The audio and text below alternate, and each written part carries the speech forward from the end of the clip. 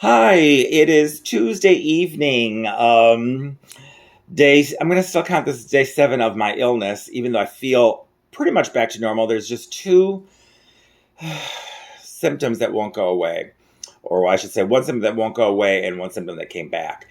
The first symptom that won't go away is the cough. I'm not having coughing fits, but I still have this cough that comes and goes. Um, but it's no longer a dry cough. It is a wet cough. So I feel like my lungs are clearing out, and it's making me feel better because it feels like whatever was in my lungs, I can breathe better, especially after I cough. It's like, oh, I cleared up my lungs somewhat.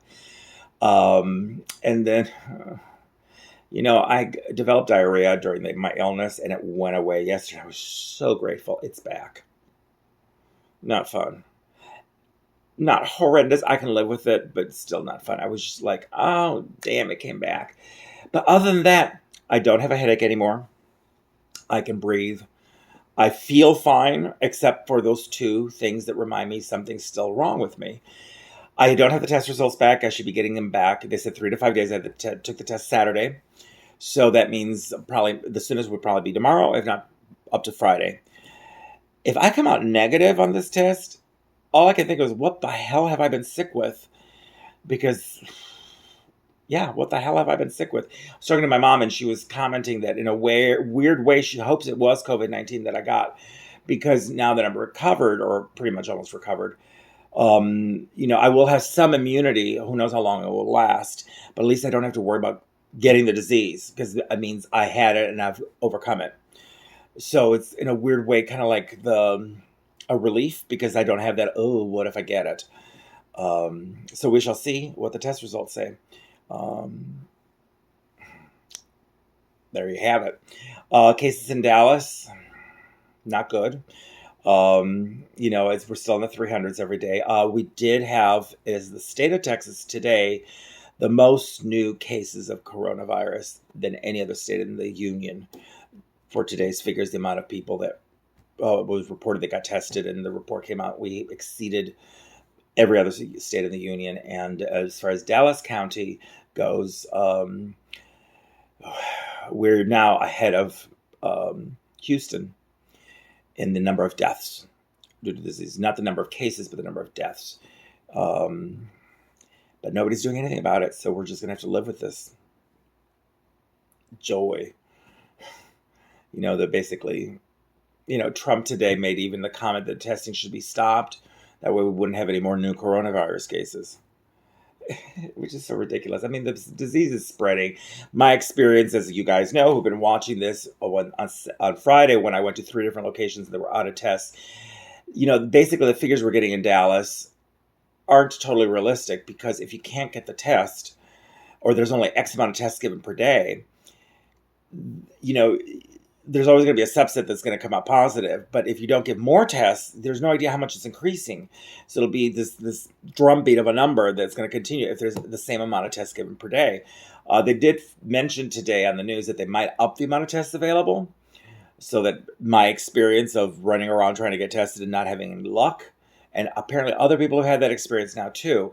Some people were lucked out. They were able to get the test right away, but there is a problem with the amount of people getting the test. So, we really have no idea how many people are actually infected. Because if I was turned away and I didn't insist on keep going back and finally got tested, there would be no way of knowing if what I've had is COVID, or if I'm positive to it.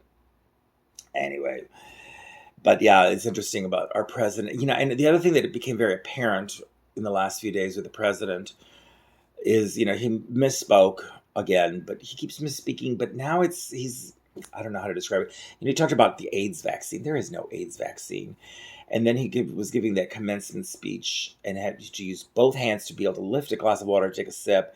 And then he had to walk down a ramp. And, I've been saying something physically looks wrong with him. But now it looks like even his mental capacity, his train of thought, his logic is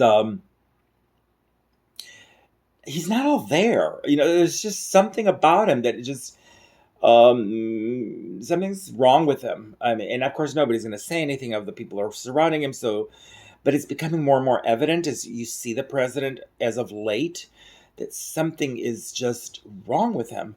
Um, he's looking his age, and he's not young. So, but I mean, looking his age, not like a healthy person at his age, like somebody who's not as healthy, and his mental acuity seems to be off. It's just kind of interesting that if you just watch him lately, um, yeah, there's something definitely physically wrong and possibly mentally wrong also with him. His coordination just seems slightly off. It's just there's some, you can tell when people don't look well, and that's the impression I'm getting from the president when I see him now. But he's still the president, and people are going to still, protect him. The emperor has no clothes, but nobody dares say it. So that is my news. If you're new to all of this, my name is Mark Brian Stone. I'm an actor, writer, director, and interpreter, playwright also. I've been chronicling this experience of living with the COVID virus and coronavirus for quite a few days now. The plus sign means how many days I've been doing these daily videos. And I've ended up chronicling not just the whole quarantine thing, but the explosion of the disease. And then, of course, all the protests over the George Floyd murder, and then my illness. So this has become quite the saga of documentation. So if you want to watch all the videos, there's a playlist of it that you could follow. And I discuss every topic under the sun and all the news that's going on, just to chronicle what all has happened, including, I had a shattered molar at one point too. So it's been quite the adventure these last few months. Anyway, please like, subscribe, and ring the notification bell. You can share this video with friends if you'd like, or any of my videos. I would greatly appreciate it, especially a subscription.